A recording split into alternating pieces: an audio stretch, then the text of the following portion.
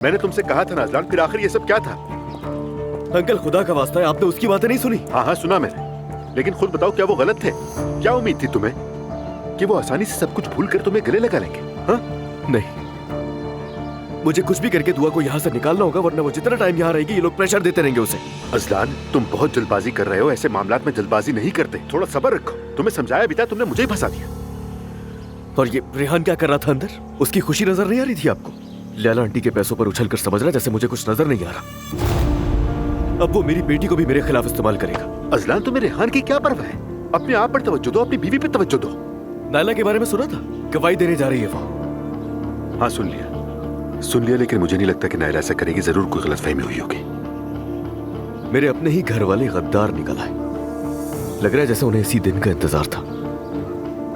Azlan देखो, Naila pregnant है, इस वक्त कोई हिमाकत नहीं कर बैठना तुम। अल्लाह न करे एक और बच्चा ज़ाया हो जाए।